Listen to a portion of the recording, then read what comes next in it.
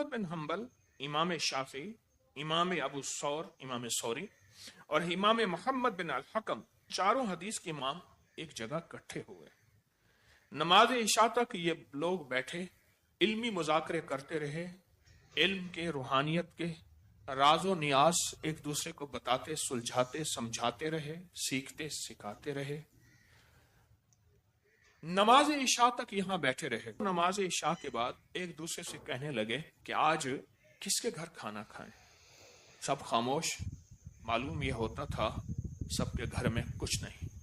कहा इमाम अहमद बिन हम्बल रहमतुल्लाह अलैह ठंडी सांस भर के कहने लगे अब मेरे घर चले। कहा हम उनके कदमों में महसूस कर रहे थे, उनके कदम उनकी चाल बता रही थी, हालात की सख्ती और तंगी है। कहा हम खामोश जा रहे थे। कहा थोड़ी थोड़ी देर के बाद एक अमल करते थे, उनकी उंगली हिल रही थी, हमें इल्म नहीं था, बस क्या कर रहे थे, बस उंगली को महसूस कर रहे थे जैसे उंगली कुछ लिख रही है। जब घर गए थोड़ी देर के बाद आए तो मुस्कुराते हुए लौटते और फरमाने लगे बस आपके अभी हाथ धुलाए जाते हैं और आपको पुरतकल्लुफ लजीज खाना खिलाया जाएगा। बहुत अच्छा दस्तरखान लगा, हाथ धुलाए गए और हाथ धुलाने के बाद कहा कि एक बहुत लाजवाब दस्तरखान हमारे सामने बिछा, नेमतें थी दस्तरखान पे चुनी जा रही थी, नेमतें थी आ रही थी और हम हैरत से देख रहे। हमें हैरत हुई और बहुत हैरत हुई, ये कहां से आई चीज है। कहा जब हम खा चुके तो उन्होंने इमाम अहमद बिन हम्बल रहमतुल्लाह अलैह ने हमारे चेहरे के सवाल को, इस्तेजाब और हैरत को पढ़ लिया। तो कहा जब वो हैरत को पढ़ने के बाद हमारे सामने गोया हुए बोले, कहने लगे जो तुम महसूस कर रहे थे कि घर में कुछ नहीं है, वाकई ऐसे नहीं है और कई दिन का फाका है, आज का नहीं। कहा जब हम मस्जिद से बाहर निकले तो मैंने नक्श को हवा पे लिखना शुरू कर दिया। मैंने कहा मौला मेरे पास कलम है ना, मेरे पास कागज है ना, मेरे पास वर्क है, मैंने उसको लिखना शुरू कर दिया यकीन के साथ। घर गया तो वाकई कुछ नहीं था। मैंने घर वालों से कहा ऐसे ऐसे मेहमान हैं और बड़े कदावर मेहमान हैं, बड़े अजीम मेहमान हैं, इन मेहमानों के लिए। तो कहा घर वाले कहने लगे आपके जाने के बाद एक दस्तक हुई थी, दस्तक में एक कासिद आया था और ये कागज दे गया है। तो उन्होंने कहा ये कागज सिर्फ अहमद खोले, इमाम अहमद बिन हम्बल, बगदाद में उनका मजार है, मेरी हाजिरी हुई है। तो कहा वो खोले तो उसमें सुनहरी हरूफ से लिखा हुआ था कि अहमद परेशान न होना, हमने अल्लाह से अर्ज किया है, अल्लाह ने गैब से निजाम बना दिया है, मेरे खत जब तुम खोलोगे और इसको अभी तय ही ना कर पाओगे तेरे घर में रिज्क की आमद और बारिश हो जाएगी। कहा मैं पढ़ रहा था, पढ़ते हुए मुख्तसर से बस ये लफ्ज था और नीचे लिखा हुआ था अतीक।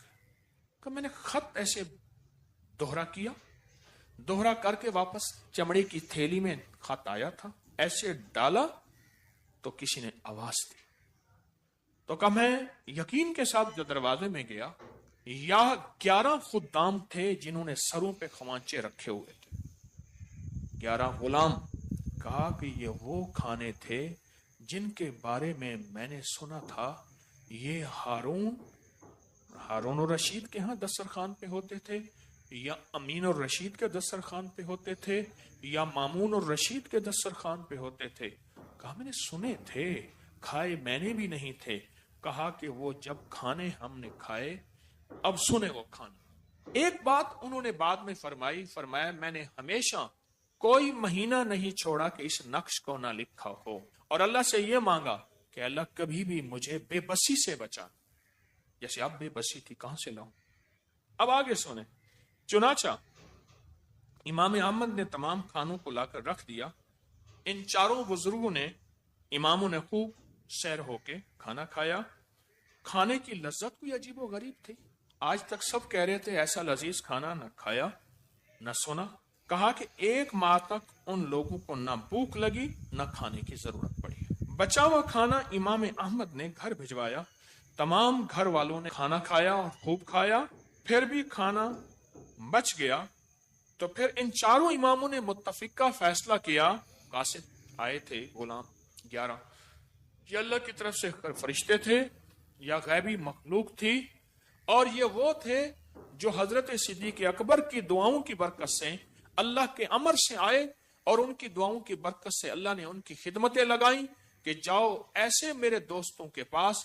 ان میں سے ایک دوست نے میرے ایک عظیم دوست کی نسبت کا واسطہ میرے پاس بھیجا ہے، وہ نقش جو ہے وہ نسبت کا واسطہ ہے، وہ میرے پاس بھیجا ہے، لہٰذا اے میرے دوستوں کو جا کے جی بھر کے کھانا کھلاؤ، اور کھانا بھی ایسا ہو، غور سے سنیں، کھانا بھی ایسا ہو کہ اتنا بابرکت ہو کہ بارے میں خود فرمایا کہ 1 ماہ تک نہ بھوک لگی نہ کھانے کی ضرورت پڑی۔ اب آگے سنیں، امام احمد کے صاحبزادے صالح بن احمد کا بیان ہے، اور میں جب تک یہ کھانا، یہ سارے دسترخوان اور ٹوکریوں میں سجی چیزیں ہمارے گھر میں رہیں، نہ کبھی رزق کی تنگی ہوئی، نہ کبھی مشکل آئی، نہ پریشانی آئی۔ اور پھر کہا ہمارے بڑوں نے وصیت کی تھی اس کھانے کو ہمیشہ ڈھانک کے رکھنا، کبھی گننا نہ، کبھی اس کو سوچنا نہ، اور ڈھانک کے رکھنا۔ اور کہا ہمارے پاس لوگ آتے تھے، اس میں سے کھانا دیتے تھے، لوگ جی بھر کے کھاتے تھے، جو کھاتا تھا وہ کہتا تھا کہ احمد بن حنبل کے گھر میں ایک کھانا ہے جو جائے اسے ملتا ہے، اور کھانے کے بعد اس کی بھوک کئی کئی ہفتے کئی کئی دن نہیں لگتی پھر سے۔ کہا لوگ شوق سے آتے تھے۔